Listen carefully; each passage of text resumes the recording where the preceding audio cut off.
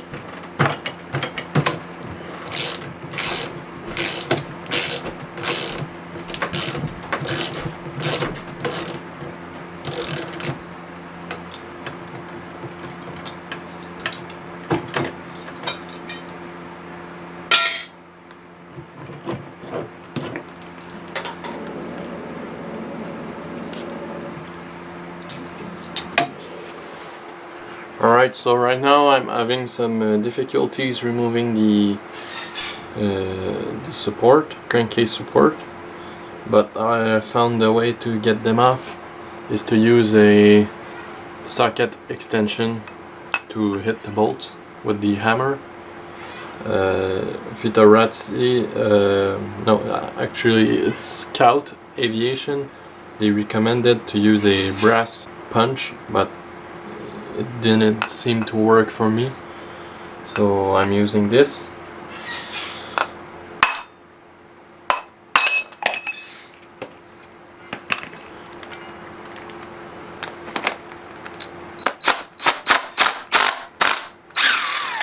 There we go.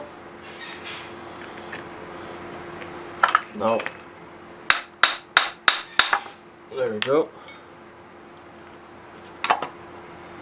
So that's the support. I'm gonna be changing the seals, even though they look fine. Might as well. It's pretty cheap. Oh, I'm down to the bones.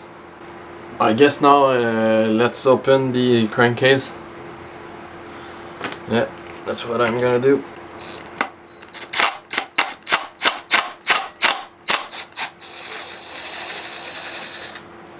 You need to be very careful if you're using an impact driver. Makes things easier, but at the same time, just make sure you don't strip bolts. And don't use this to tighten bolts. I've tried that before. It did not turn out good.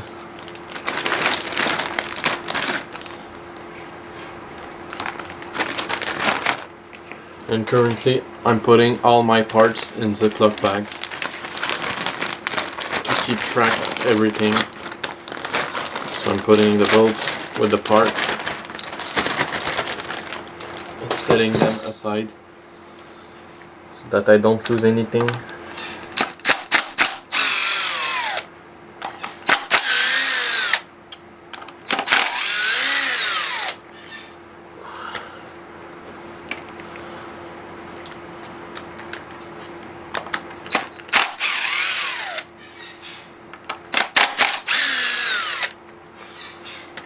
There we go.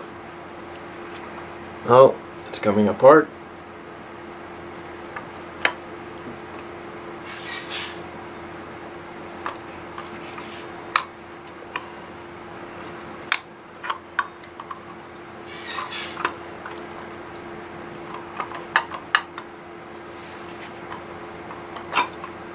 There we go. Crankcase looks good. The rings too, but I'm gonna change them.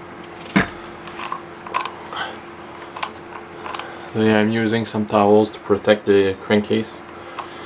The piston is quite worn out. Almost blew up. Alright, so right now I'm gonna try and remove the seal and not damage anything. So I'm just gonna use a towel and a flathead screwdriver. Just pry up. There we go. Yeah, it's coming out. I'm gonna do the same thing here on the other side.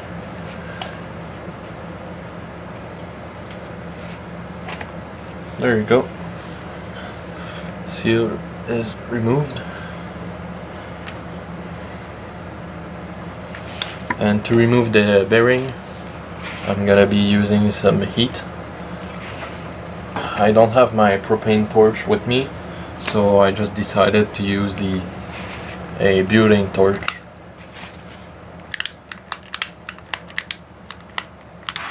And what you want to do is to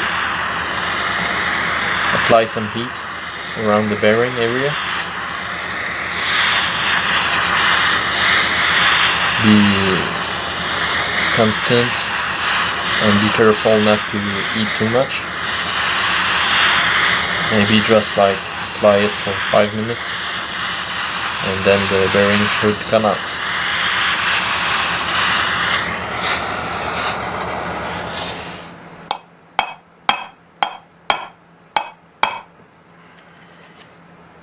Yeah, now it's coming out.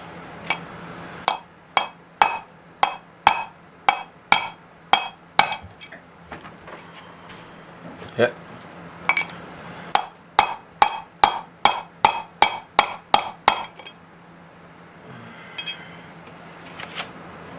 It's going.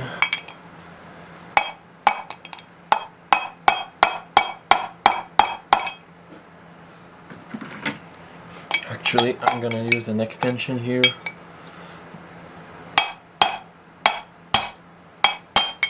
There we go. That's how you remove a bearing. Obviously I could have put some wood here, but it worked anyway. So now I'm gonna clean everything up real nice and wait for the parts. When I'm gonna get the parts, I'm gonna wash everything with brake part cleaner just to make sure there's no dust. Now I'm just gonna clean all of the oil. Here I'm gonna use some degreaser and a toothbrush.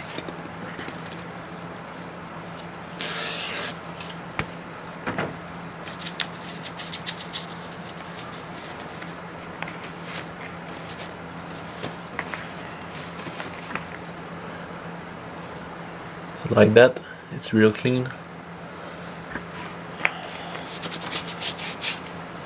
And it's ready to receive new seals and bearings.